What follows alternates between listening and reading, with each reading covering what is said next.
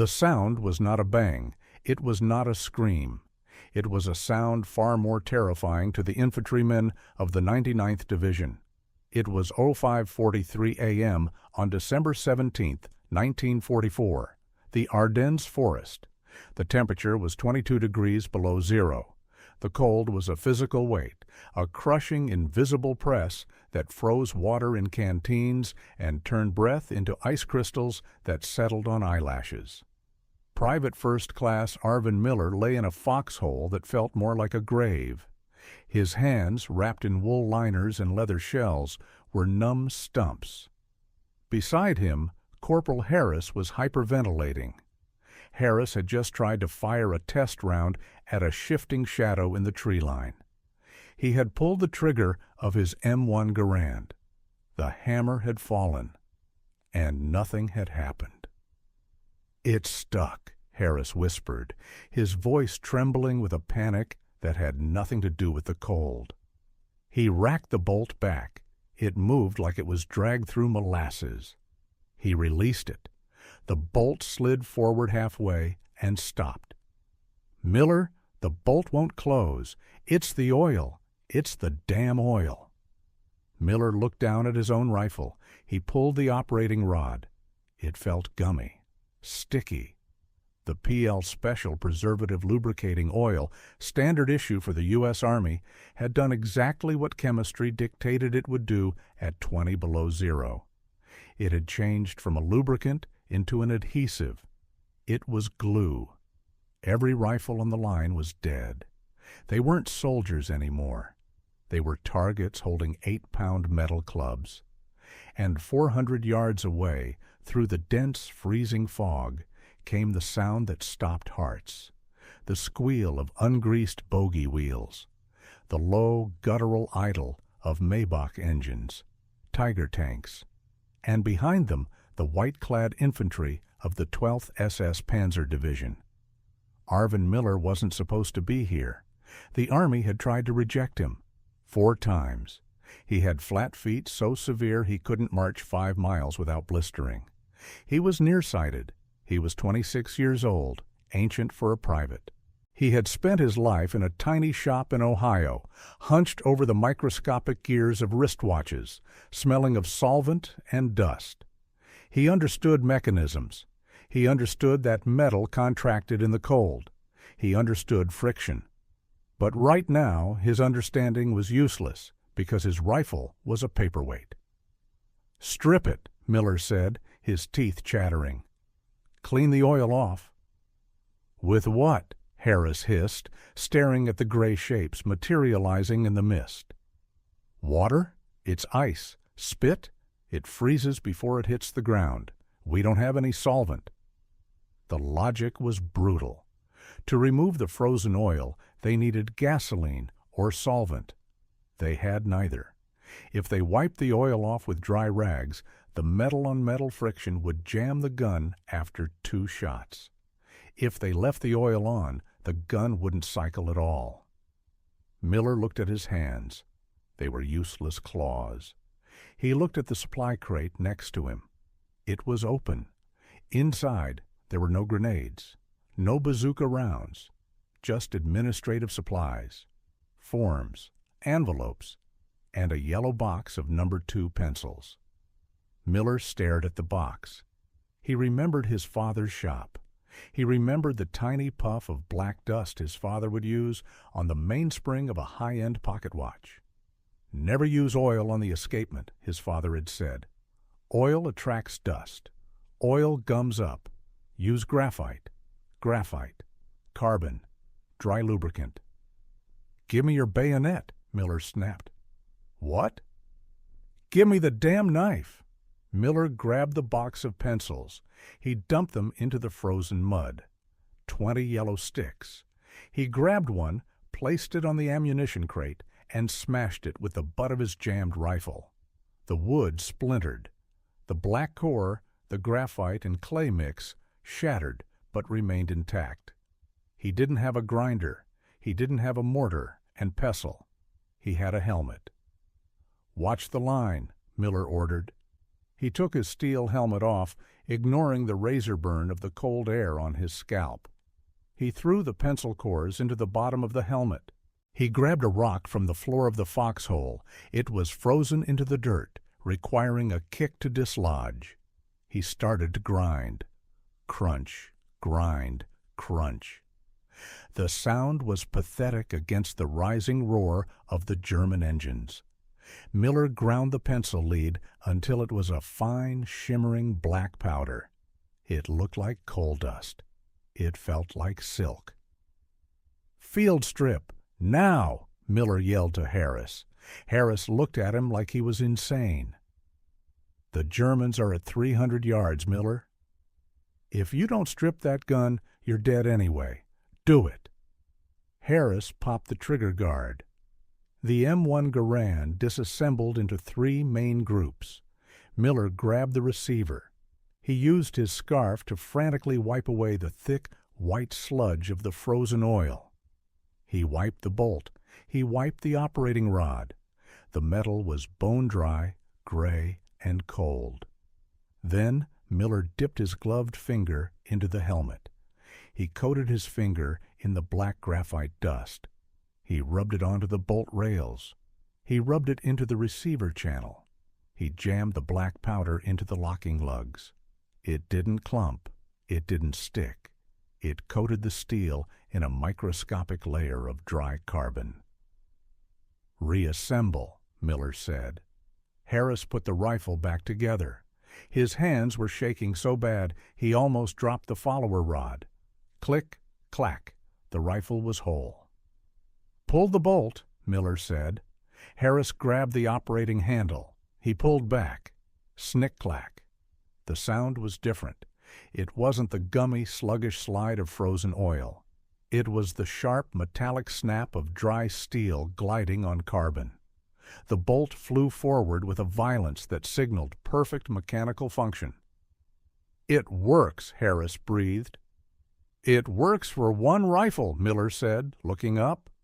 The fog was lifting, and what Miller saw made his blood run cold. It wasn't just a patrol. It was a battalion. 700 German soldiers, supported by 3 Panzer IV tanks, were advancing across the snow-covered field in a disciplined wedge formation. They were confident. They knew the weather. They knew the Americans had been freezing for days. They expected the guns to jam. They expected a slaughter. Miller looked at the helmet. He had enough graphite dust for maybe 3 guns. There were 140 men in Charlie Company. Miller grabbed the supply crate. He grabbed the remaining pencils. He grabbed the bayonet. "Cover me!" he screamed, and he scrambled out of the foxhole. He didn't run away. He ran along the line. He ran to the next foxhole, where Sergeant Kowalski was frantically kicking his bolt open with his boot heel. "Stop!" Miller slid into the hole, nearly impaling himself on a shovel. "Don't force it. You'll shear the extractor." "Who the hell are you?" Kowalski roared. "My gun is dead." "Give me your pencils," Miller demanded. "My what?" "Check your pockets. Check the map case. I need pencils." Miller didn't wait for permission. He ripped the map case from the sergeant's belt. He dumped the contents. 2 pencils. He smashed them on the frozen ground, crushed the lead with his rock, and shoved the dust at the sergeant. "Clean the oil. Use the dust. Pass it down." "What is this?" "It's a way to stay alive. Move." Miller ran to the next hole, and the next. He became a madman of logistics. He raided the lieutenant's command post, stealing a box of drafting pencils. He found a clerk cowering in a dugout and confiscated his entire supply of writing utensils. For 10 minutes, while the German line closed from 600 yards to 400 yards, the American line was a scene of bizarre industrial chaos. Men weren't shooting. They were smashing yellow wood. They were grinding black dust. They were stripping weapons with numb fingers, wiping away the protective oil that was trying to kill them, and rubbing their rifles with the contents of school supplies. At 06:05 a.m., the German artillery stopped. The silence that followed was heavy. The snow crunched as 1,400 boots marched forward. The Germans were close enough now that Miller could see the steam rising from their wool coats. He could see the confident smirks on their faces. They hadn't been fired upon yet. They thought the Americans had fled or frozen. Miller was back in his foxhole. His M1 was dry, gray, and covered in black smudges. His face was smeared with graphite like war paint. "Range?" Harris asked. 200, Miller said. He raised his rifle. He nestled the stock into his shoulder. The wood was like a block of ice. He looked through the peep sight. He centered the front post on the chest of a German NCO walking in front of the lead tank. "Wait for it," Miller whispered. The German officer raised his hand. He shouted a command. The entire German line raised their weapons, expecting to fire a volley into helpless, jammed targets. "Now," Miller said. He squeezed the trigger. The rifle did not click. The M1 Garand barked, a sharp, deafening crack that shattered the frozen morning air. The recoil was crisp. The operating rod flew back, the empty brass casing spun into the snow, and the bolt slammed forward, chambering a new round instantly. The graphite didn't care about the cold. It didn't care that it was 20 below zero. It was dry, slick, and perfect. 300 yards away, the German NCO crumpled into the snow, a look of absolute shock frozen on his face. For a split second, the German line hesitated. They had expected silence. They had expected the pathetic clicking of jammed bolts. Then the rest of the American line opened fire. It wasn't a ragged, desperate volley. It was a wall of lead. 140 rifles, lubricated by the frantic ingenuity of a rejected watchmaker's son, began to cycle at their full semi-automatic rate. Bang, bang, bang, bang, bang, bang, bang, ping. The sound was continuous. It was a mechanical rhythm that defied the laws of the winter. The first wave of German infantry was cut down in seconds. They had been walking upright, confident in their enemy's technological failure. Now they were diving into the snow, screaming, scrambling for cover that didn't exist. "Keep firing!" Miller screamed, loading a fresh clip. "Don't let them set up the machine guns." The graphite held. The bolts were flying back and forth so fast they blurred. The heat from the barrels began to melt the snow on the foxhole parapets. But the Germans were veterans. They recovered from the shock. The Panzer IV tanks shifted gears, their engines roaring as they accelerated. A tank didn't care about rifle fire. "Tanks!" Harris yelled. "Left flank!" The lead Panzer was turning its turret toward Miller's position. The coaxial MG-34 machine gun opened up, chewing the frozen earth inches from Miller's face. "Bazooka team!" Miller shouted. "Hit it!" 2 foxholes down, Private Jenkins popped up with a bazooka. He pulled the trigger. Click. The bazooka failed. The battery was cold. The electrical contact didn't spark. "Electric's dead!" Jenkins screamed. The tank was closing, 150 yards. The 75mm main gun leveled out. Miller looked at his rifle. It was useless against armor. He looked at the graphite dust still in the bottom of his helmet. He looked at the tank. He looked at the vision slits. "Smoke!" Miller yelled. "Pop smoke!" Someone threw a smoke grenade. It hissed, spewing purple clouds into the gray fog. It wasn't enough to stop the tank, but it blinded the driver for a second. "I need a volunteer!" Miller yelled. "To run!" Nobody moved. To leave the foxhole was suicide. Miller grabbed a satchel charge, a canvas bag filled with TNT. He looked at the graphite on his hands. He grabbed the bag. He didn't have a plan other than the fact that he was the only one whose brain seemed to be working in the cold. He rolled out of the foxhole. He didn't run upright. He crawled. He slithered like a snake through the snow, using the shallow depressions of the ground. The tank was blind in the smoke, but the commander was popping the hatch to see. Miller was 20 yards away. His hands were black. His rifle was slung across his back. He reached the blind spot of the tank, the rear quarter, right behind the tracks. The tank commander looked down. He saw a small, bespectacled American covered in black dust. The German reached for his Luger. Miller didn't try to shoot the commander. He didn't try to be a hero. He did what a mechanic would do. He threw the satchel charge not at the tank, but onto the engine deck air intake. Then he rolled away. The explosion wasn't massive, but it was precise. The concussive force, directed downward into the engine compartment, shattered the radiator and ruptured the fuel lines. The Maybach engine coughed, sputtered, and died. The tank stopped. Miller scrambled back to his line, bullets kicking up snow around his boots. He dove into his foxhole just as the tank crew bailed out. "Did you get it?" Harris asked, wide-eyed. "I broke the engine," Miller wheezed. "Mechanics. It's all mechanics." The battle raged for another 40 minutes. The Germans, realizing the American line was fully operational and receiving accurate, high-volume fire, began to falter. They couldn't advance against the wall of bullets. Their own weapons were starting to freeze, their bolt actions sluggish, while the American semi-automatics, treated with the miracle dust, sang without pause. At 07:15, the German whistle blew. Retreat.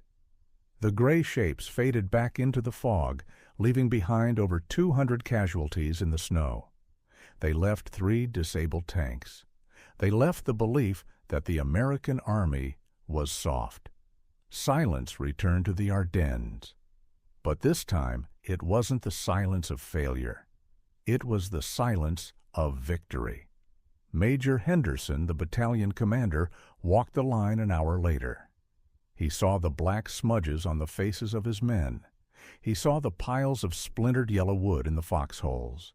He picked up a rifle from a dead soldier. He pulled the bolt. It slid like it was on ball bearings. He looked at the black residue on his finger. "Who did this?" the major asked. "Who gave the order to strip the oil?" Sergeant Kowalski pointed to the shivering, bespectacled private in the 3rd foxhole. "Miller, sir, the kid with the flat feet." The major walked over to Miller. Miller was trying to tape his broken pencil back together so he could write a letter home. "Private," the major said. "What is that stuff?" "Number 2. Pencil lead, sir," Miller said, standing up, his knees shaking. "Graphite. It's a dry lubricant. Doesn't freeze until, well, hotter than hell freezes over." "You realize this? How?" "My dad fixes watches, sir. You never oil a watch in the winter." The Battle of the Bulge continued for another month. It was the bloodiest battle in American history. But word of the Miller fix spread faster than the flu. Soldiers began raiding command posts for pencils. Supply depots were stripped of writing implements. By January, pencil dust was the unofficial standard lubricant of the 99th Division.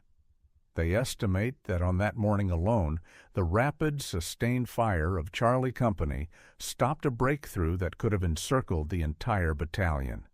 400 American soldiers lived because one man knew that a 5-cent school supply was better than a gallon of military-grade oil. Arvin Miller never made general. He never got a parade. The Army tried to discharge him again in 1945 because his feet had gotten worse from the frostbite. He went back to Ohio. He took over his father's watch shop. But years later, when veterans of the Bulge would come into his shop to get their watches fixed, They would notice something. Miller never used oil. He would take a small yellow pencil, crush a piece of lead, and gently blow the black dust into the gears. And the watches never stopped ticking. The Great Graphite Shortage. The battle for the foxholes was over, but the battle with the bureaucracy was just beginning. At 14:00 hours on December 19, 1944, a Willys Jeep skidded into the 99th Division sector. It wasn't carrying ammo.